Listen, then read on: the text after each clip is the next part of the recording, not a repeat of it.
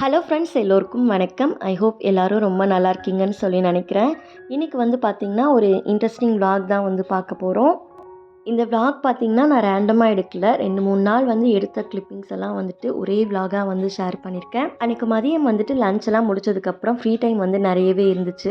சரி, மேட் வந்து காய போடலான்னு மாடிக்கு போகலான்னு பார்த்தா தம்பி கூடவே நானும் வரேன்னு ரொம்ப அடம் பண்ணிகிட்டே இருந்தான்.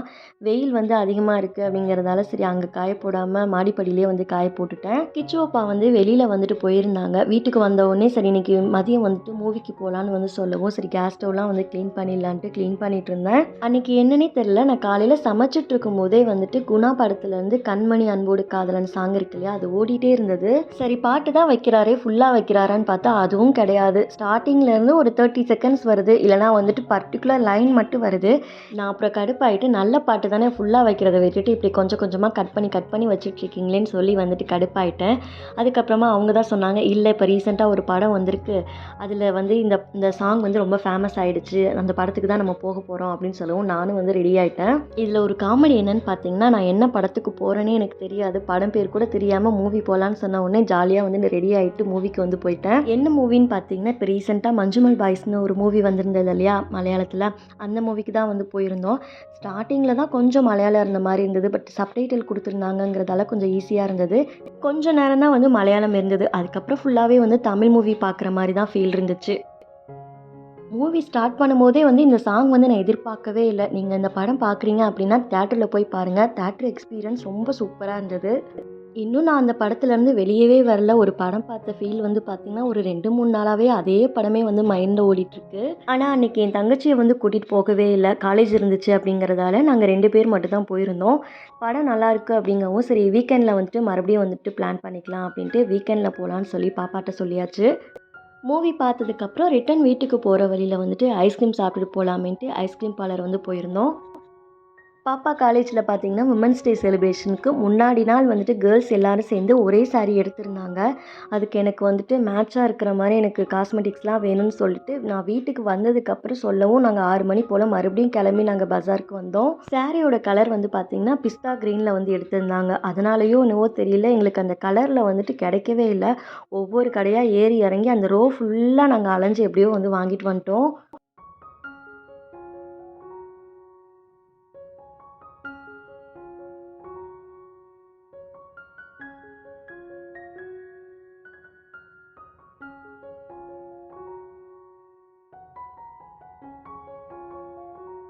சாரீ வியப்பான அன்னைக்கு ஃபோட்டோவும் எடுக்கவே இல்லை. இந்த ஒரு பீக் மட்டும் தான் கிடச்சிது அம்மாவுக்கு அனுப்புறதுக்காக.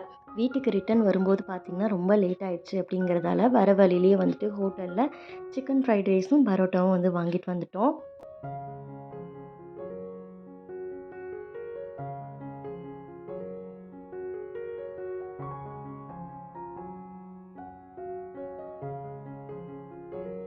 அன்றைக்கி அலைஞ்சதில் காலையில் ஏஞ்சிக்கவே முடியல, ரொம்ப லேட் ஆகிடுச்சு எழும்போதே. சரி பாப்பா லஞ்ச் பாக்ஸ்க்கு வந்து எக் ஃப்ரைட் ரைஸ் வந்து ரெடி பண்ணி கொடுத்துடலாமே அப்படின்னு பாஸ்மதி ரைஸை வந்து வேக போட்டுட்டேன். ரைஸ் வேகும் போதே வந்துட்டு தேவையான அளவுக்கு உப்பு, அதுக்கப்புறம் கொஞ்சமாக எண்ணெய் விட்டோம் அப்படின்னா ரைஸ் வந்து உதிரியாக கிடைக்கும். லஞ்ச் பாக்ஸ் வந்து பார்த்திங்கன்னா அவளுக்கு மட்டும் தான் ரெடி பண்ணுறேன் அப்படிங்கிறதால ஒரு 1/2 கப் அளவுக்கு தான் வந்து போட்டிருந்தேன். அது வந்து பார்த்திங்கன்னா ஒரு டிஃபன் பாக்ஸ் அளவுக்கு கரெக்டாக இருக்கும். ஹஸ்பண்ட்க்கு வந்து பார்த்திங்கன்னா தோசை ஊற்றி கொஞ்சமாக வந்துட்டு பார்த்திங்கன்னா கார சட்னி ரெடி பண்ணி அவங்கள வந்து அனுப்பி விட்டுட்டேன். பாஸ்மதி ரைஸ் வந்து ஒரு 10 நிமிஷத்துலேயே வந்து குக் ஆகிடும் இல்லையா, அதனால் வந்துட்டு அதை சீக்கிரம் வடிச்சிட்டு ஃபேனில் வந்து ஆற வச்சுட்டேன். ஏன்னா எக் ஃப்ரைட் ரைஸ்க்கு வந்துட்டு சாதம் வந்து உதிரியாக வேணும் அப்படிங்கிறதால. எக் ஃப்ரைட் ரைஸ் பண்ணுறதுக்கு கடாய் சூடு பண்ணிவிட்டு 2 ஸ்பூன் போல் ஆயில் ஆட் பண்ணிவிட்டு 2 பல் பூண்டை சின்னதாக கட் பண்ணிவிட்டு சேர்த்துருக்கேன்.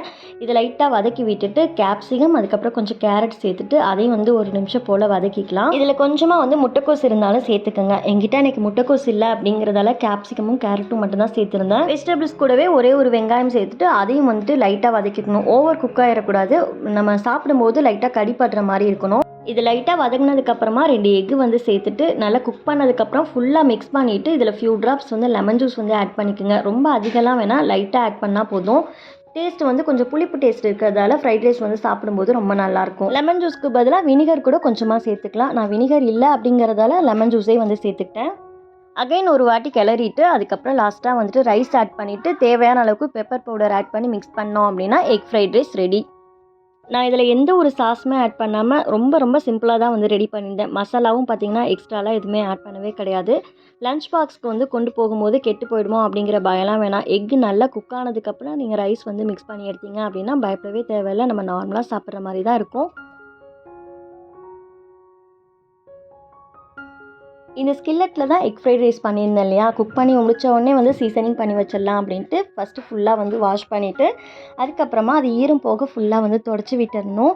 அதை அப்படியே விட்டுட்டோம் அப்படின்னாலே நமக்கு வந்து துருப்பிடிச்ச மாதிரி ஆகிடும். நெக்ஸ்ட்டு இதை லைட்டாக சூடு பண்ணிவிட்டு ஃபியூ ட்ராப்ஸ் ஆயில் விட்டு டிஷ்யூ பேப்பர் யூஸ் பண்ணி ஃபுல்லாக தொடச்சி விட்டோம் அப்படின்னா சீசனிங் முடிஞ்சது. இப்போ 1 வீக் அப்புறம் நான் ஸ்கில்லெட் வந்து யூஸ் பண்ண போகிறேன் அப்படின்னா மறுபடியும் வாஷ் பண்ணிவிட்டு சமைச்சதுக்கப்புறம் மறுபடியும் இதே மாதிரி வந்து சீசனிங் பண்ணி வச்சுடுவேன்.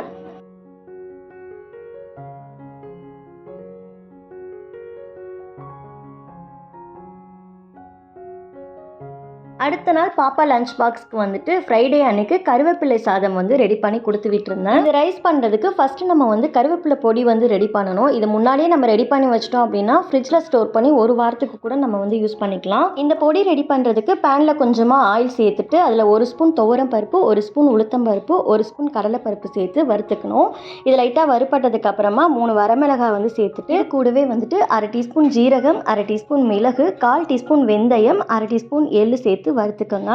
இது எல்லாமே நல்லா வறுப்பட்டதுக்கு அப்புறமா ஒரு சின்ன சைஸ் அளவுக்கு புளி வந்து சேர்த்துட்டு இது கூடவே ஒரு கைப்பிடி அளவுக்கு கருவேப்பிலை சேர்த்து நல்லா ஃப்ரை பண்ணிக்கோங்க. நான் காஷ்மீரி மிளகாய் தான் எடுத்திருந்தேன். நீங்கள் நார்மல் மிளகாவாக இருந்துச்சு அப்படின்னா காரத்துக்கேற்ப அட்ஜஸ்ட் பண்ணிக்கோங்க. கருவேப்பிலை இந்த அளவுக்கு நல்லா வறுப்பட்டதுக்கு அப்புறமா ஃபேனில் ஆற வச்சுட்டு அதுக்கப்புறமா மிக்ஸி ஜாரில் வந்து அரைச்சி எடுத்துக்கலாம்.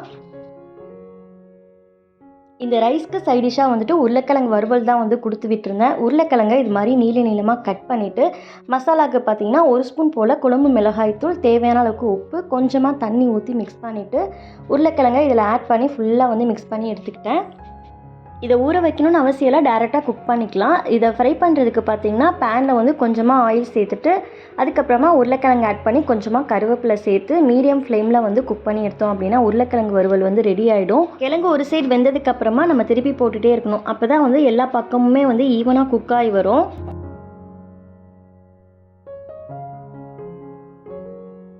இங்கே வந்து பார்த்திங்கன்னா கருவேப்பிலை பொடிக்கு வந்து ரெடி பண்ணியிருந்தோம் இல்லையா, அது வந்து ஆறிடுச்சு அப்படிங்கிறதால மிக்ஸி ஜாரில் சேர்த்துட்டு கொரப்பாக அரைச்சி எடுத்துகிட்டு வந்துட்டேன்.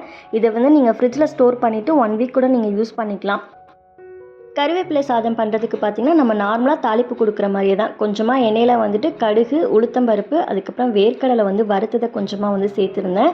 கொஞ்சமாக கருவேப்பிலையும் ஆட் பண்ணிவிட்டு நல்லா வந்துட்டு அது ஃப்ரை ஆனதுக்கப்புறமா கொஞ்சமாக பெருங்காய பொடி சேர்த்துட்டு ரெடி பண்ணி வச்சுருக்க மசாலாவும் கொஞ்சமாக வந்து சேர்த்துட்டு குக் பண்ணி வச்சுருக்க ரைஸையும் இதில் மிக்ஸ் பண்ணி எடுத்தோம் அப்படின்னா கருவேப்பிலை சாதம் வந்து ரெடி ஆகிடும். இந்த சாதம் ரெடி பண்ணது போக கொஞ்சமாக பொடி எக்ஸ்ட்ராவே இருந்தது, அதை எடுத்து ஃப்ரிட்ஜில் வச்சுருக்கேன். நெக்ஸ்ட் டைம் ஏதாவது ரைஸ்க்கு யூஸ் பண்ணிக்கலாம், அப்படி இல்லை அப்படின்னாலும் தோசைக்கு மேலே வந்து தூவி யூஸ் பண்ணிக்கலாம்னு எடுத்து வச்சிருக்கேன். இங்க உருளைக்கிழங்கு வறுவலும் ரெடி ஆயிடுச்சு. வெரைட்டி ரைஸ் அப்படின்னாலே உருளைக்கிழங்கை எப்படி கட் பண்ணி வறுவல் வந்து ரெடி பண்ணாலும் நாங்கள் சாப்பிட்ருவோம்.